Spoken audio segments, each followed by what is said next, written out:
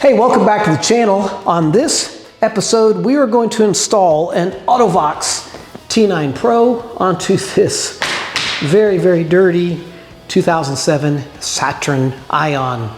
So what is the T9 Pro? This is a streaming digital rearview mirror and dash cam all in one. You get the benefit of having a silent witness watching what's going on in the front and rear of your vehicle.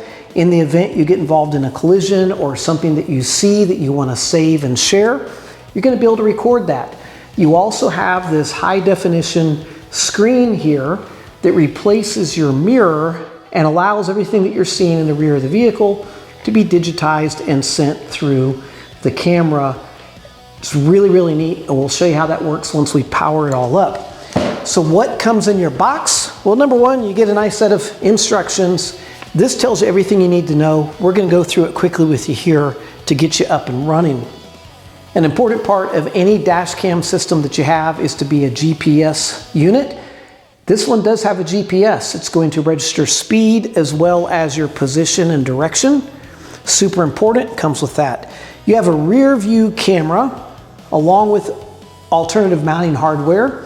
This can be mounted inside or outside of the vehicle depending on how your vehicle is made. We'll check that out in just a moment.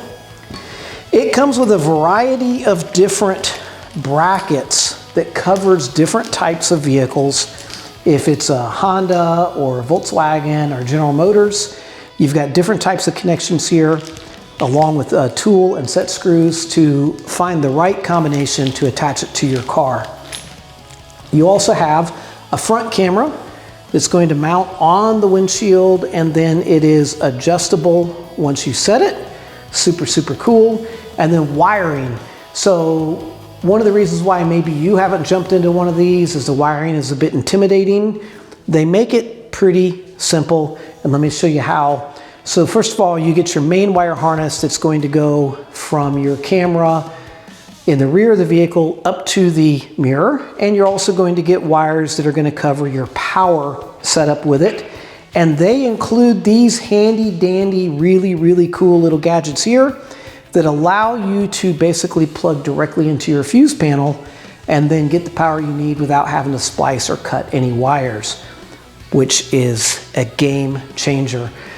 So let's just go over real quick what you need to do when you get your dash cam. After you've gone through and checked for all of your parts and pieces, you really need to look at your vehicle and figure out what's going to make sense. So let's check that out. There are two primary things you're going to be looking for. Number one, where are we going to put the rear camera? And two, how are you going to power it? Where's that power going to come from? So we have to examine the back of the vehicle, and we have to take a look at the fuse panel and see what we have for power outlets in your car. So your camera can be mounted in a variety of different ways in the back of your car if you want it on the outside. Essentially, you're going to have to drill a hole somewhere if it's on the outside of the vehicle to get the wiring inside. So we could mount this camera under the lip of the back of the trunk. And this may not be a bad spot to put it, but we're going to continue looking to see if maybe we can put it inside. One huge benefit of putting it inside is that as long as your back window is clean, you're going to be seeing out of your camera, and you could run a risk of going through a car wash or something and knocking this off or disturbing it. So a lot of times putting it inside the car is going to be your best bet. So this car has a sloping back glass on it.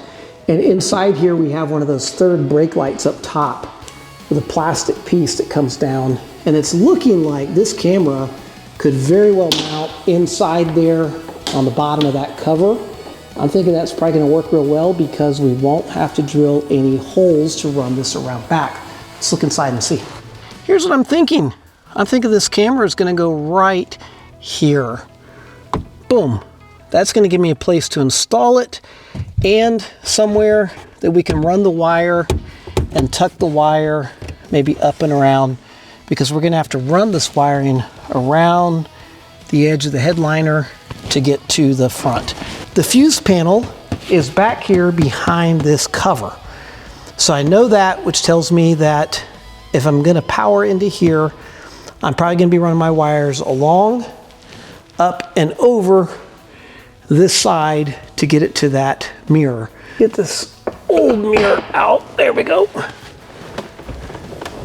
So that should, boom, just slide off of there. Zwink. All right, it's out. That is all there is to it.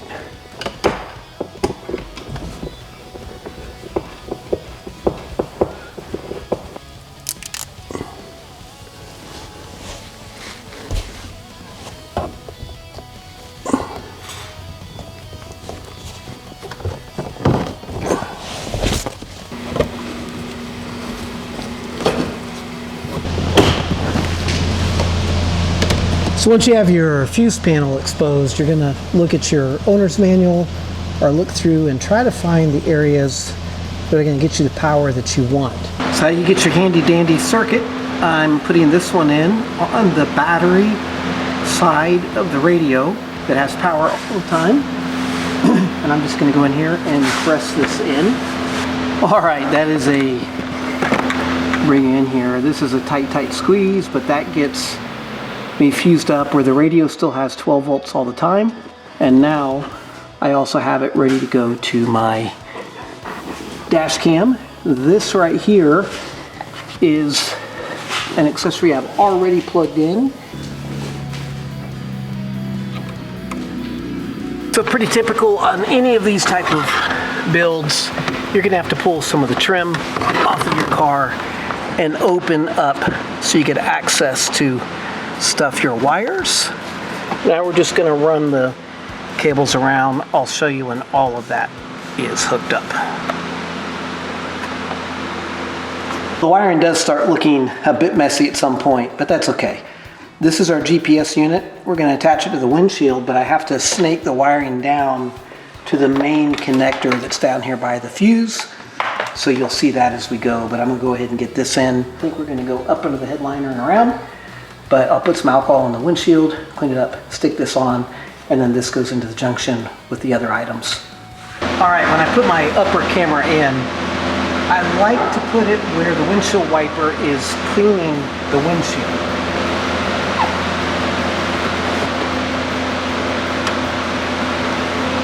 There we go. All right, there's the both rear and front. There is the front. So we're seeing a lot of the hood, and I'm gonna go ahead and make some adjustments on that. Can actually lift it a little bit. There we go. I think that looks a little bit better. Let's see. There's the front view. Looks pretty good. It's seeing what I'm seeing looking out. So we can go with that. Really, that's all powered up other than putting the SD card in it. It's actually, everything is wired. Now we have to clean up. Here's something very important to note. This is a side airbag curtain. We want to make sure when the wiring goes in that it is not in the way of any of the side airbag curtain. That could be a problem during an airbag deployment. Get that put in. Next time you see this, we should have all the wires tidied up and ready to test it out. All right, like that, by the magic of movie magic, our wires are all tucked up and tidy all the way around to the back, to the rear camera. Like I said, there's an airbag, so you have to be careful how you run wires through here. GPS, front camera, and our unit powered up in just a moment. And we are going to remove the protective coating. Boom. So you're looking at my garage door right now, and we've got front view and rear view are just the front view. That's looking out at everything we're seeing when we're driving down the road. How cool is that? And it's going to act as a rear view mirror would and all other purposes. That is seen directly through the back window right there. And so we've got the rear defroster grid which will come in handy to keep the ice off of this. And I need to clean the window to get the maximum view. There's our camera completely hidden, and now it's seeing and recording everything happening behind you. It's recording everything happening in front of you, and it's providing, hey buddy, it's providing a really, really awesome rear camera setup and rear view mirror. It is a couple days later since we installed the camera. I was actually waiting on my micro SD card. You need to get a 64 micro SD card for this particular application. You may be tempted to get one with a larger memory, but here's the deal. It runs, rewrites, runs and rewrites as you drive. And so really, it's all you need. It'll record and keep the emergency files if something happens, as well as the ongoing regular travel. So it's all in here. We're gonna go ahead and get this installed. Let me show you how that goes in real quick. The writing on your card is going to face the mirror side, okay? And like any other micro SD application, you're just gonna pop it in. So the next little bit of this is about formatting the card, setting up your parameters. Lots of good stuff there. The instructions are really good on that, but let me just show you. We need to go here. We need to format this card.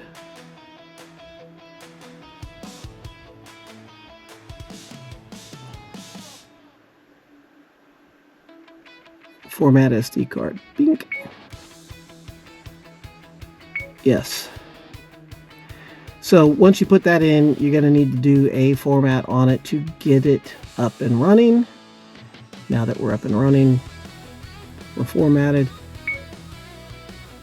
Anytime that you're going to make changes or anything within the unit, you need to make sure that you stop its regular recording process. Okay, so that's done right here. We've turned it off, and what happens now is there's nothing going on. There's no looping or anything at this point. Okay, so now we can go in and we can take a look at our settings. We can make changes, the length of the clip, the sensitivity, whether or not it records sound, your driving mode. It will change what you see when you're operating, okay? And your general settings that give you language, time, protection. Everything is in here that you really need, and it will then project that onto your screen when you get a recording. So we can actually make it start recording by locking right now, and you see how that turned yellow? So if you're cruising down the road and there's something going on, you're like, hey, I want to preserve that, even if it's not an accident. Maybe you just saw one happen.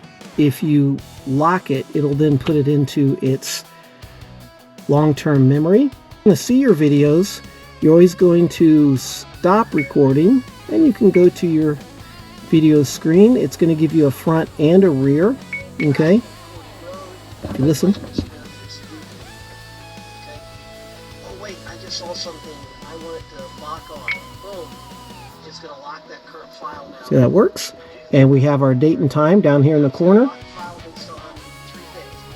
How cool is that? So you can take a picture with this photo session as well, and or you can just let it ride. So when you get yours, you want to go through the instructions and look at the many different things you can do with your T9 Pro. Direct install, much easier than other things out there, and you can have both a digital rearview mirror and a streaming dash cam all in one with this. And like I said, there's no major modifications, no holes drilled. I'll take you through here. There's no holes drilled in the vehicle. Everything is in its location, tucked away, nice, neat and clean, super easy. You're crazy not to do one of these. You can look in the description below. I'll have a link to the Amazon where you can purchase one of these. Love these. I've actually not just had these provided as a promotion, but I've purchased these myself because I believe in them. Really great product. I will catch you guys on the next video.